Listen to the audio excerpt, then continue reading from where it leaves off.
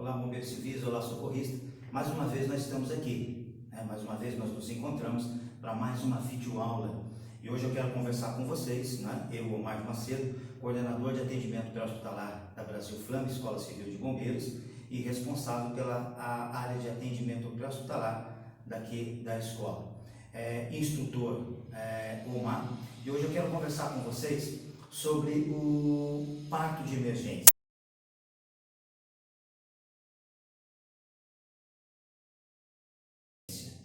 Nós que fazemos atendimento pré-hospitalar, nós temos uma característica de atendimento.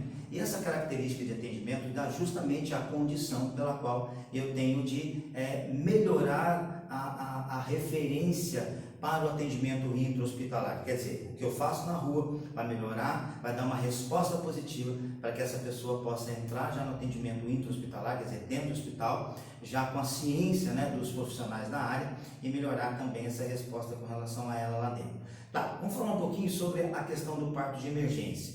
A definição de um parto de emergência, um parto que pode ser realizado na rua, que você vai, por exemplo, vai dar apoio para uma mulher que já está no período final da gestação, por exemplo, e que já está pronta para ter seu filho, já está começando a ter suas contrações e a criança já está pronta para poder nascer.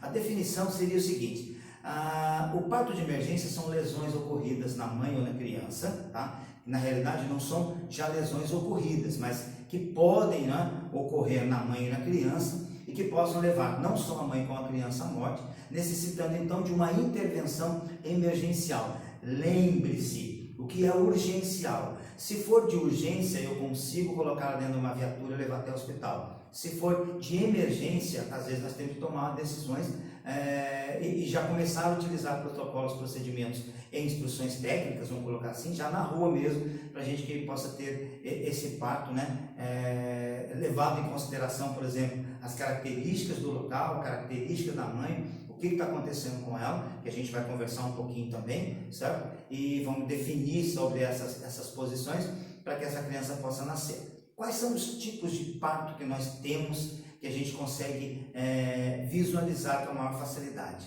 que a gente ouve falar o tempo todo? Cesariana, cesariana normalmente ela é feita dentro de hospital. Já aconteceu casos de cesarianas serem feitas no atendimento pré-hospitalar, mas isso aí só pode ser feito através de médicos, que eles são habilitados justamente para esse tipo de trabalho, desde que eles tenham equipamentos na mão ou saibam utilizar, por exemplo, os meios de fortuna para isso, certo? Nós vamos encontrar o parto normal. O parto normal tanto pode ser feito intra-hospitalar como pode também ser feito pré-hospitalar, que é justamente essa condição que nós temos, que a gente vai estar trabalhando hoje. Nós temos o parto humanizado. O parto humanizado hoje tomou, vamos colocar assim, um espaço muito grande, está começando a pegar um espaço muito grande, justamente para a gente poder ter uma resposta muito boa no nascimento, que é conforme o seu tempo. Ele pode ser feito dentro de hospital, ele pode ser feito dentro da residência da parturiente, mas precisa ter o acompanhamento de médico, o acompanhamento de enfermeiros de faculdade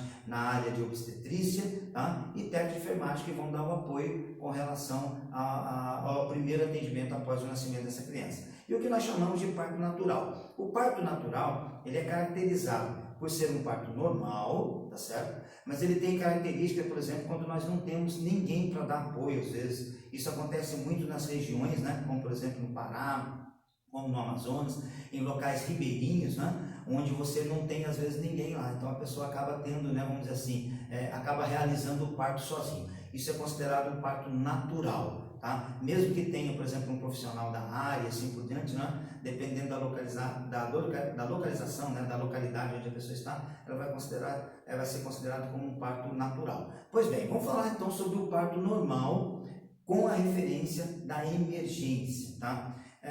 Primeiro a gente precisa identificar a condição do parto. Vamos identificar se realmente essa pessoa, essa mulher, está em trabalho de parto.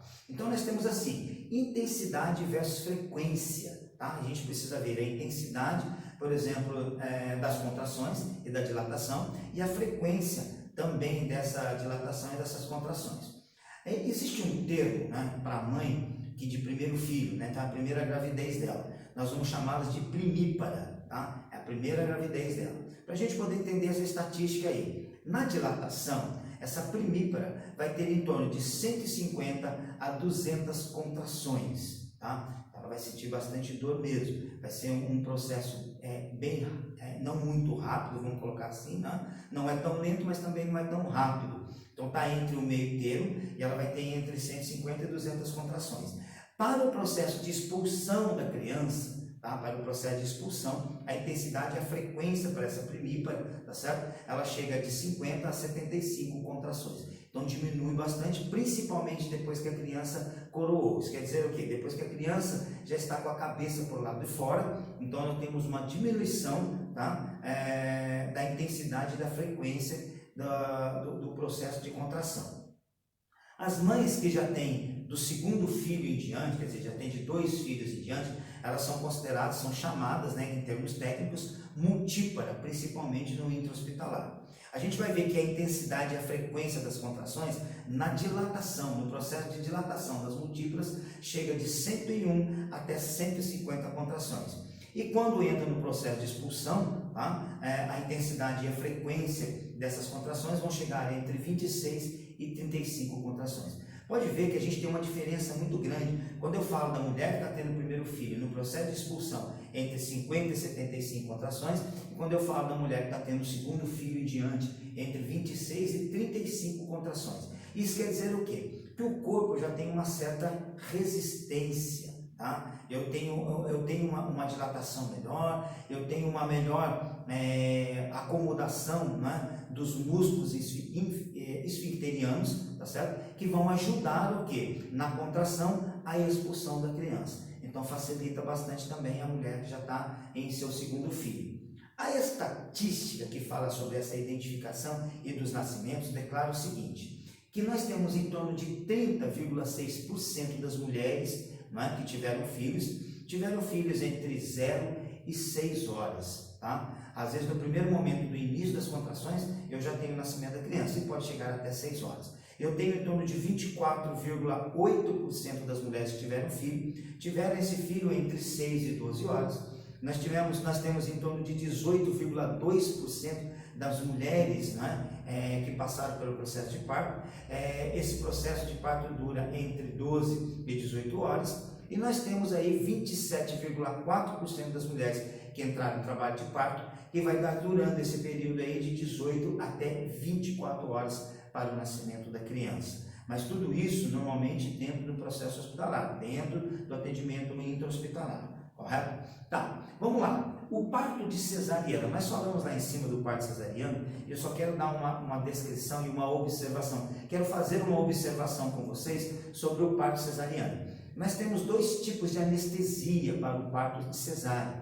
Um deles é a anestesia raquidiana, né? Ou a raquianestesia, e a outra é a anestesia peridural, tá certo? A desvantagem da cesariana, né? Hoje o Ministério da Saúde dentro do país, né? Dentro do Brasil, que acaba levando em consideração e acaba levando em determinação, né? A consideração das determinações da OMS, que é a Organização Mundial de Saúde, declara que é melhor para essas mulheres, né, ela ter um parto normal do que um parto de cesariana. Primeiro, pela referência, né, do processo de anestesia. E segundo, né, vamos dizer assim, uma desvantagem que a própria Organização Mundial de Saúde declara, né, para a cesariana é o seguinte, é o uso do sedativo, né, com relação à resposta não só da mãe quanto da criança.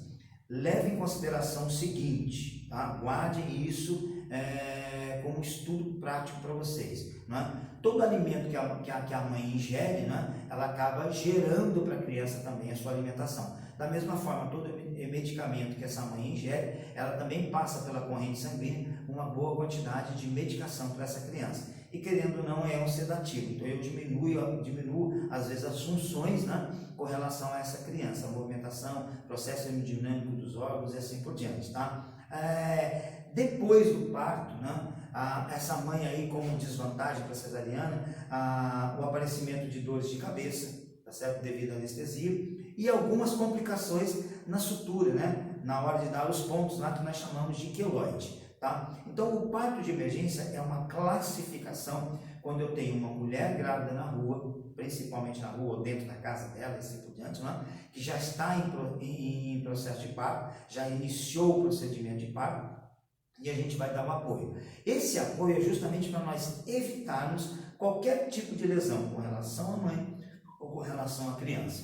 Nós vamos conversar na próxima aula sobre essa questão das lesões, principalmente com relação à mãe. Então a gente vai entrar aí em um termo aí, né, relacionado à saúde da mãe. Principalmente, nós já falamos de análise primária e secundária, nós falamos sobre a questão dos sinais vitais, né? Então a gente vai trabalhar um pouquinho mais aí sobre a questão da emergência quando a gente fala de parto e o que pode acontecer com a mãe, né, durante esse processo de parto e quais são as medidas, né, que nós vamos ter que tomar com rapidez, quer dizer, vou ter que tomar uma decisão rápida de levar essa mãe para o hospital devido uma questão, né, uma questão de saúde, não só para ela, como também para a mãe ou para o filho.